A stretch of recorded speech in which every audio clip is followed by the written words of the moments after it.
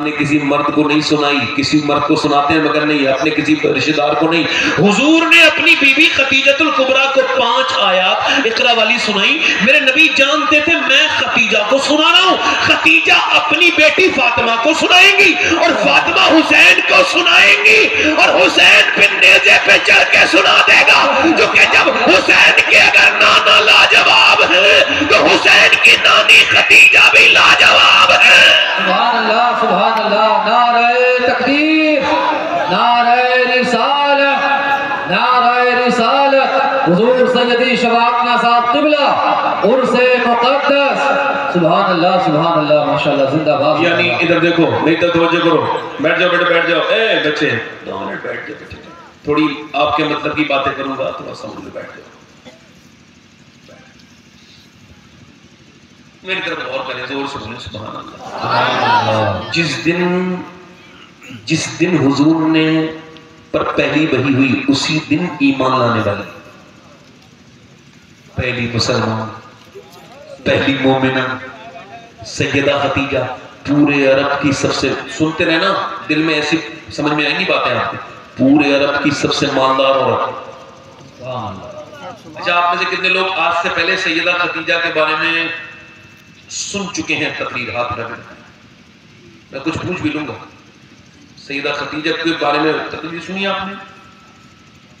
بتائیے سیدہ خدیجہ کے ساتھ اگر آپ نے سنی ہے تو حضور کے نکاح میں وہ کتنے دن تک رہیں؟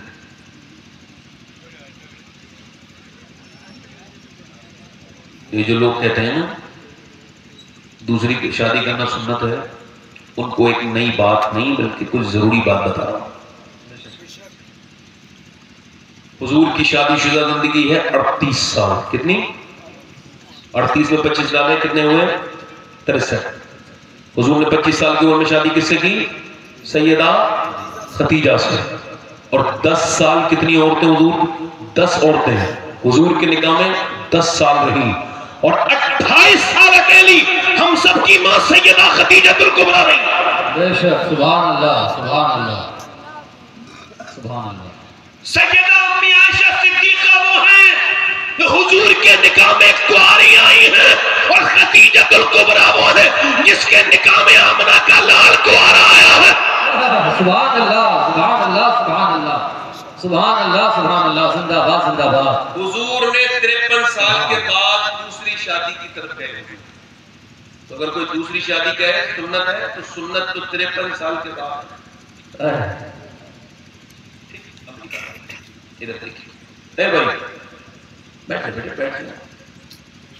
اور کوئی صاحب جانا چاہتے ہو جلدی چلے جائیں. بڑی دشواری ہوتی ہے جب اس طرح سے لوگ اٹھ کے جاتے ہیں.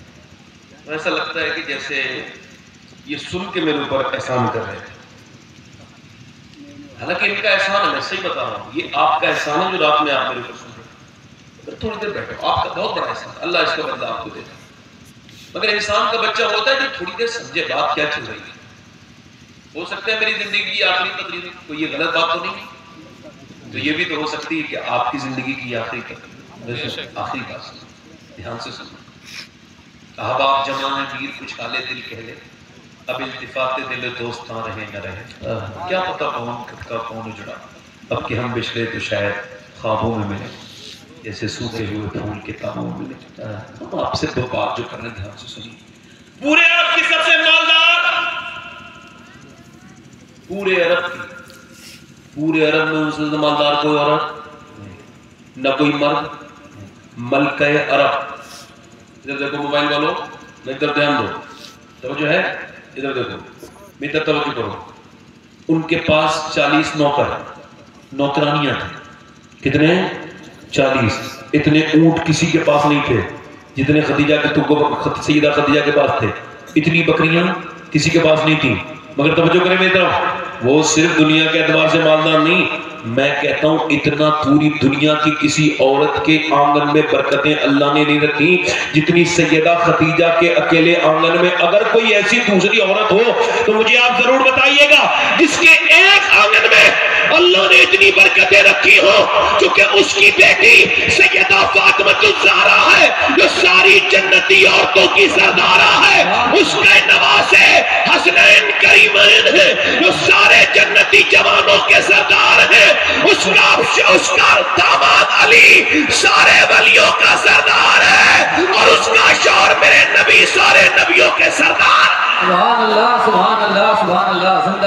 زندہ باد زندہ باد زندہ باد ماشاءاللہ سبحان اللہ سبحان اللہ.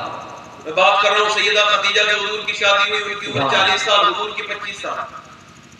کسی بیوہ سے شادی کرنے والا آدمی اگر کوئی کسی کے ذہن میں ہو ایسا تو کر لینا چاہیے، کوئی بری بات نہیں، ہمارے عیب سمجھا جاتا ہے. کسی بیوہ کا کوئی ہاتھ پکڑے نا نوجوان، اس کے ماں باپ ناراض ہو تو ان سے کہنا کہ ابا میں آپ کو تو بعد میں بنا لوں گا، مگر آپ تو اس سے ناراض ہو رہے ہیں، مگر میرے رب رسول بہت راضی ہوں گے. آج کے زمانے میں مجاہد ہے وہ آدمی، یہ کسی بیوہ کا ہاتھ تھام لے، اس کے بچوں کو دیکھے، بچے جس کے چھوٹے ہوں نا تو ثواب کمانا ہو نوجوان، بلکہ جنتی بننا ہو تو اللہ کی رضا کے لیے کرنا، شادی کرنا. اور تم یہ سمجھتے ہو تم جوان ہو، ہینڈسم ہو، اسمارٹ ہو، شادی بھی کوئی لڑکے سے کرو گے تو تمہاری اور میری حیثیت کیا؟ ذرا غور تو کرو. میں اس حضور کی بات کر رہا ہوں، اللہ نے کسی نبی کو بھی ایسا نہیں بنایا جیسے میرے حضور ہیں. خلق سے اولیاء، اولیاء سے رسول، اور رسولوں سے اعلیٰ ہمارا نبی حضور گئے ہیں، اور وہ بھی 25 سال کی عمر میں. 40 سال کی سیدہ خدیجہ کے یہاں پہ کسی جوان کی کوئی جوانی اتنی ایسی نہیں جو میرے نبی پاک صلی اللہ علیہ وسلم کی سنت سے آگے ہو. شادی کرنا تو کسی بیوہ عورت سے شادی کرنا یہ حضور کی سنت ہے. بے شک. تو شاہ خوباں تو جانے جانا ہے، چہروں کتاب تیرا نہ بن سکے گا مثال تیری. حضور کی شادی سیدہ خدیجہ کے ساتھ، ادھر حضور کی والدہ کو پتہ چلا کہ میرے بیٹے کی شادی ہو گئی. وہ دور رہتی تھی تو میرے بیٹے کی شادی ہو گئی. کسی نے کہا بڑی مالداروں کے ساتھ ہوئی ہے، کسی نے کہا مالداری دولت آ جائے تو انسان کو تکبر ہو جاتا ہے. وہ کہنے لگی میں نے سوچا کہ میرا بیٹا اب مجھے کہاں پہچانے گا، میں ایک دایا ہوں، دائی دودھ پلانے والی، میرے بیٹے کا کیا معاملہ ہے، وہ مجھے کیا پہچانے گا. پھر کہتی ہے میرے دل نے کہا حلیمہ تو کیسی باتیں کرتی ہے، تیرا بیٹا تو بچپن میں بھی کریم تھا، وہ اب بھی تیرا لال کریم ہی ہوگا. چل تو حلیمہ کہتی جب میں گئی تو واقعی میں ایسے ہی تھا، میرے بیٹے مجھے دیکھ کے کھڑے ہوئے حضور، اور حضور نے یہ ایسے کر کے اپنی چادر اوپر بچھائی اور مجھ سے کہا آپ یہاں تشریف رکھیں. میں ذرا غور کریں، یہ میرے پیغمبر اسلام نے اپنی بی بی خدیجۃ الکبریٰ کے سامنے کیا، دنیا کو یہ بتایا کہ تم اگر یہ چاہتے ہو کہ تمہاری بیویاں تمہاری ماں کی خدمت کرے تو تم اپنی بیویوں کے سامنے پہلے اپنی ماں کی عزت کرو، تبھی تو وہ کرے گی. یہ نبی کی سنت. زندہ باد زندہ باد سبحان اللہ سبحان اللہ. بے شک اللہ اکبر یا رسول اللہ. زندہ باد زندہ باد زندہ باد زندہ باد اللہ اکبر یا رسول اللہ. سبحان اللہ سبحان اللہ. میں حضور کی بی بی کی بات کر رہا ہوں. آج وہاں الحمدللہ میں بلرام پور میں ایک دن ایک قبرستان میں تھا بلرام پور ضلع میں، وہ فاتحہ کے لیے گیا تھا. ایک عورت ہم نے دیکھا وہ باہر کھڑی تھی، دوپہر کا وقت تھا. میں نے اس سے پوچھا آپ یہاں کیوں کھڑی؟ بوڑھی تھی، لیکن اندر قبرستان پہ نہیں جا سکتی. میں کہا یہاں تو بڑی ہوگی. کہنے لگی میرے آدمی کی قبر ہے نا، میں روز آتی ہوں اور اس سے کہتی ہوں کہ 1 سال جب ہو گیا جب سے آپ گئے ہو نا تو آپ کے بیٹے بڑی بڑی تکلیف دیتے ہیں، تو ایسی کوئی آپ سفارش لگاؤ اللہ کی بارگاہ میں کہ میں بھی آپ ہی کے پاس آ کے سکون سے بیٹھ جاؤں. آپ کے بیٹے مجھے سکون سے نہیں رہنے دیتے. ہمارے مسئلہ کیا ہے، ماں باپ مر جائیں نا تو ان کے لیے روتے ہیں، دکھاوا کرتے ہیں، جھوٹے ہیں، ٹھنڈی مٹی سے روتے ہیں. جیتے جی اپنی ماں کا احترام کرو. وہ ایک بار چلی گئی تو دوسری مرتبہ پھر ملے گی نہیں. ماں میرے حضور کہہ رہے ہیں، سیدہ خدیجہ نے پوچھا یہ کون ہے جس کو آپ نے اتنے اوپر عزت دی؟ کون ہے یہ؟ فرمایا یہ میری ماں ہے، اس نے مجھے دودھ پلایا تھا، اس کا نام حلیمہ ہے.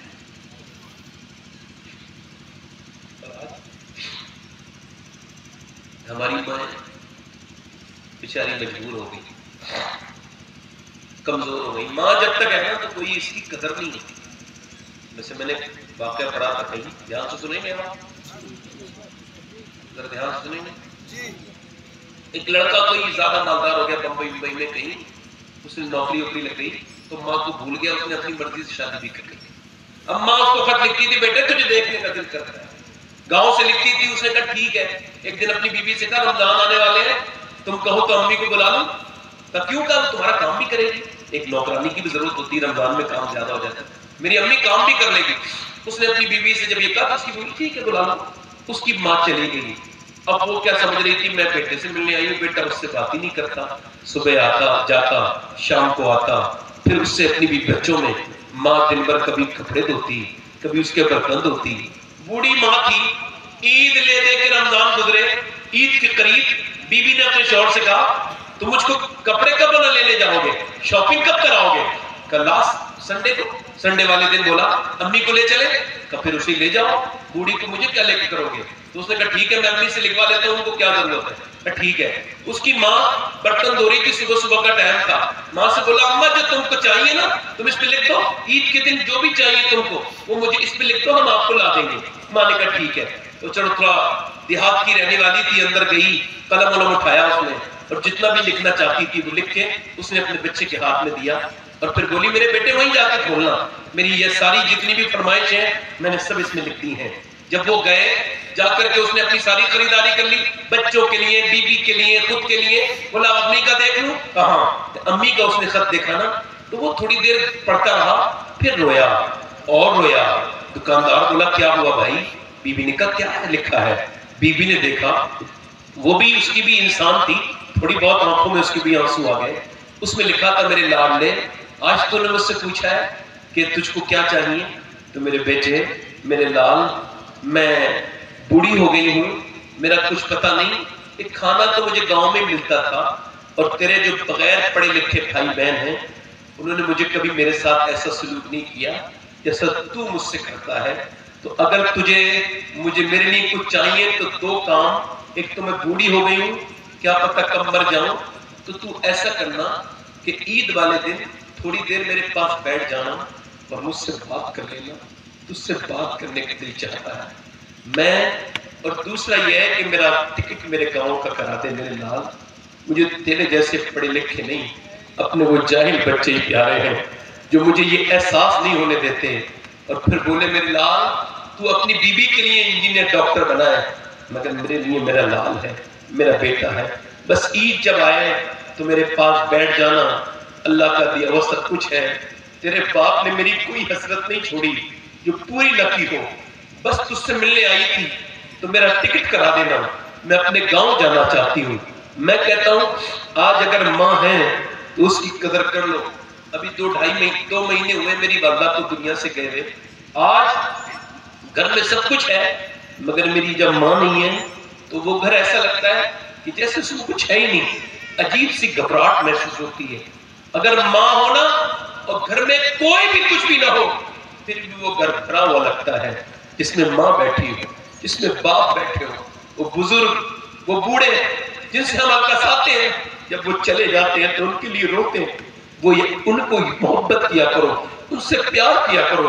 हज़रत उमर फारूक आज़म कहते हैं हुजूर के साथ हज पे जा रहे थे, सरकार ने दोनों कदम पांवों पर उठाए और हुजूर रोने बैठ गए। मैंने देखा, मैंने सारे सहाबा रो रहे थे, हुजूर या रसूल अल्लाह आप क्यों रोते हैं? ये सामने सारे सहाबा रो रहे हैं, आप क्यों रोए? मेरे नबी ने सर ऊपर उठाया, पर मैं उमर देखता नहीं, ये मेरी माँ आमना की कब्र है और जब मैं 6 साल का था तो मेरी अम्मा यहाँ विसाल कर रही थी, ये अब्बा के टीले, ये रेत आज भी मुझे अपनी माँ आमना की याद दिलाती है। मैं कहता हूँ मेरे दोस्तों, किसी पीर साहब से दुआ लो मत लो, तुम्हारी अपनी मर्जी है, मगर माँ बाप से जरूर दुआ लो। मुझे पता नहीं कौन से पीर साहब की दुआ कितनी कबूल होती है, मेरे पास कोई गारंटी नहीं, मैं खुदा रसूल की कसम खा के कहता हूँ मैं कोई गारंटी नहीं दे सकता, मगर मेरे पास इस बात की गारंटी है कि अगर माँ बाप दुआ करेंगे तो जरूर कबूल होगी, क्योंकि मेरे नबी फरमाते हैं जैसे नबियों की दुआएं अपने उम्मतियों के हक में कबूल होती है, वैसे ही माँ बाप की दुआएं उनके बच्चों के हक में कबूल होती है। अगर तेरे माँ बाप नहीं है तो जा तजर्बा कर लेना, अगर तेरा काम ना हो तो मेरा दामन पकड़ लेना, तेरे माँ बाप नहीं है तो जा उनकी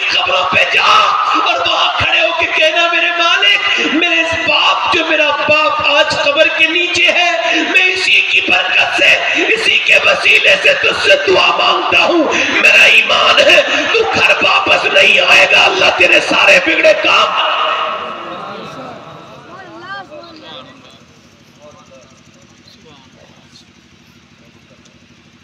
ان سے دعائیں لو، جس کے ماں باپ خود سے راضی ہیں وہ جنتی انسان ہے۔